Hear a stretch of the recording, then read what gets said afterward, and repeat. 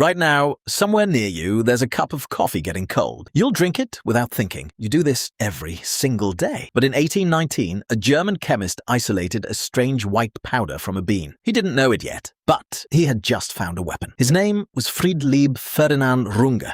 The substance was caffeine. For 300,000 years before that moment, no human ever needed it. Your ancestors woke with the sun. They slept in 2 phases. Like we told you before, their bodies ran on light and darkness, nothing else. Then we built machines that didn't care what time it was, and machines don't sleep, so neither could the people running them. In the 1700s, work ended when the sun went down. It had to. Then gaslighting arrived. Then, in 1879, Edison's light bulb. Suddenly, factories could run through the night, and they did. A bell would ring, not to wake you gently, to summon you. Historians call it clock time. Before it, humans lived by task time, done when the work was done. Clock time didn't care if your body was tired. It only cared if you were on time. And for the first time in human history, being tired became a problem to solve, not a signal to rest, a problem, because rest cost money now. This is where our story really begins, because someone was about to profit from that problem. Coffee itself was old news by then. It came from Ethiopia centuries earlier. By the 1600s, coffeehouses in London were called penny universities. For 1 penny, you got a cup and a seat at the table of ideas. But coffee, back then, was a social ritual, not a survival tool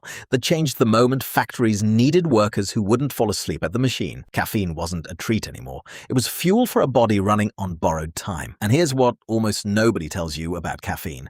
It doesn't give you energy. Your brain produces a chemical called adenosine all day. The longer you're awake, the more it builds up. Adenosine is your body's honest signal. It says you are tired. You need to stop. Caffeine molecules are shaped almost exactly like adenosine. So they slide into the same receptors and they block the signal. Your body is still exhausted. You just can't feel it anymore. It's not a cure, it's a mute button on your own biology. And once factories discovered that, the workday got longer and longer. By the early 1900s, shifts of 12 to 16 hours were common in industrial cities. An engineer named Frederick Winslow Taylor studied workers like machines. He timed every motion, every pause, every second of wasted rest. His system was called scientific management. Workers called it something else. Rest breaks were minimized, efficiency was maximized, exhaustion became invisible. And through all of it, 1 drink kept the whole system running. Coffee breaks weren't invented for kindness, they were invented for output. Then, in 1886, a pharmacist in Atlanta mixed caffeine with something else entirely. His name was John Pemberton. His drink was called Coca-Cola. The original formula combined caffeine with a coca leaf extract. It was marketed as a tonic, a cure for tiredness itself, not a cure for the cause, a cure for the feeling. And that one distinction would define an entire industry for the next century.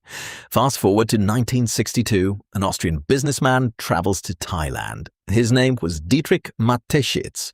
He was jet-lagged and exhausted. A local drink called Krating Dang cured his jet lag almost instantly.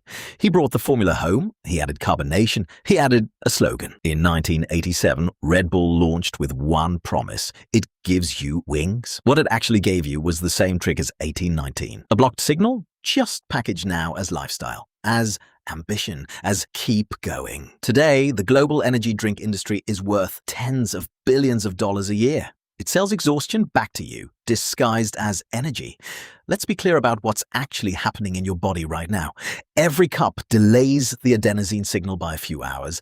It doesn't remove the debt. When the caffeine wears off, all that blocked exhaustion hits you at once. Researchers call this the caffeine crash. Your body isn't broken, it's just collecting on a debt. So what do most people do the moment they crash? They drink more, and the debt grows day after day. Sleep scientists have a name for this: chronic sleep debt. Studies estimate most adults in industrialized countries carry a debt of 1 to 2 hours every single day. That debt doesn't just disappear on the weekend, it accumulates for years. And the industry that profits from it has no reason to tell you that. Because the moment you actually caught up on sleep, you'd need far less of their product. This isn't a conspiracy, it's just an incentive. And incentives are powerful. Now picture a factory floor sometime around 1910. Gas lamps hiss along the walls. It's past midnight, the shift isn't over. A worker's eyes keep closing. He's been awake for 19 hours. Beside him, a tin cup of black coffee. His third that night. He drinks. His eyes snap open. The machine keeps running, so does he. He doesn't know Runge Younger's name. He doesn't know Pemberton's or Matiskitz's. He just knows the bell will ring again in a few hours, and he'll need another cup to answer it. That worker is still alive today. He's just wearing your clothes now. He's checking a phone instead of a machine. He's drinking from a can instead of a tin cup. But the trick is exactly the same one. It was 200 years ago. Mute the signal, keep the body moving, worry about the debt later. You were never designed to override your own exhaustion over and over. For decades, your ancestors rested when their bodies told them to because nothing was profiting from their tiredness. Something is now. So, the next time you reach for that cup, know what you're actually doing. You're not waking up, you're just postponing the bill. And somewhere, someone has been counting on you never noticing the difference.